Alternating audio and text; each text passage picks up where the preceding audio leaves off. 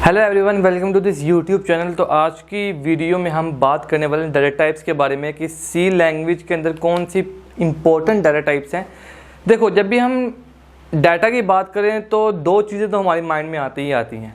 Data या तो number होगा या तो अल्फ़ाबेटिक होगा, मतलब अल्फ़ाबेट होगा या तो न्यूमेरिक होगा, और वही दो चीज़ें यहाँ पे कवर हो रही हैं। अब देखो which is very very important कि देखो, अगर हमने नंबर्स की बात करनी विदाउट एनी पॉइंट समझते हो ना, फॉर एग्जाम्पल 86.5, किसी पॉइंट के बगैर अगर हमने नंबर की बात करनी है, हमने इंटीजर यूज़ करना है, ठीक है।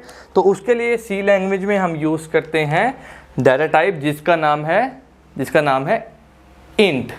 अब देखो, जब भी हम इंट यूज़ करते हैं तो हमारा कंपाइलर रैम को कहता है कि मुझे चाहिए 4 बाइट्स, मुझे क्या चाहिए 4 bytes which is equal to 32 bits.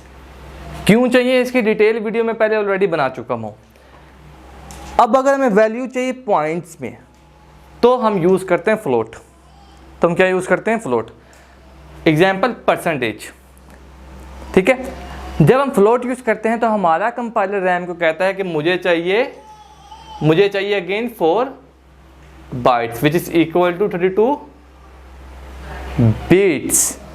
जब हम डबल यूज़ करते हैं तब भी हमें पॉइंट्स ही चाहिए होते हैं।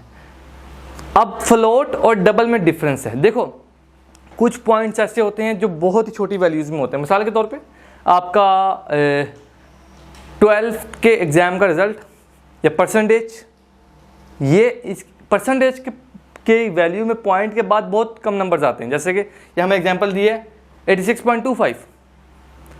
तो ऐसे नंबर्स जो पॉइंट के बाद अराउंड 6-7 नंबर्स आ रहे हो पॉइंट्स के बाद, तब आप फ्लोट यूज़ करो। पॉइंट के बाद 6-7 डिजिट्स आ रहे हो तब आपने फ्लोट यूज़ करना है।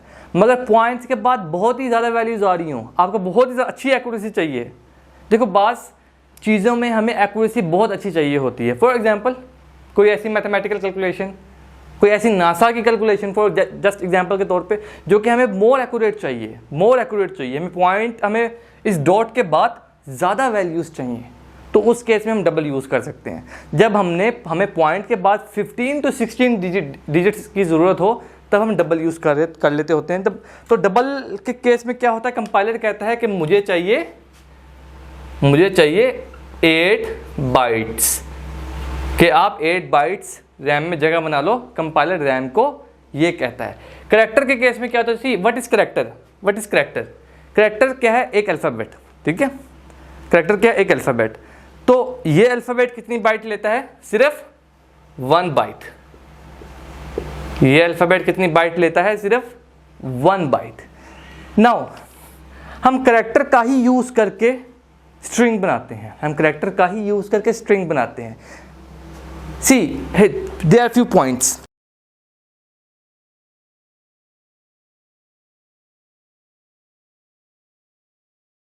पहला पॉइंट ये कि यहाँ पे कोई वैल्यू नहीं है। मैंने नहीं कहा कि 4 या 5 या 6 या 7 करैक्टर्स मैं यूज़ करने वाला हूँ, मैंने इसे खाली छोड़ दिया। क्यों?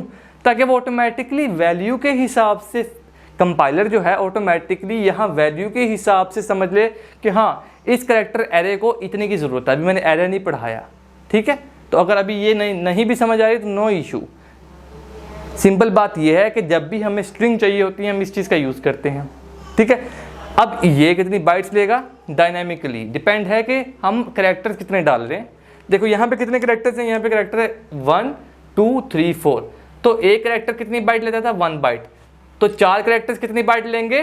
4 बाइट प्लस 1 बाइट किसकी आएगी?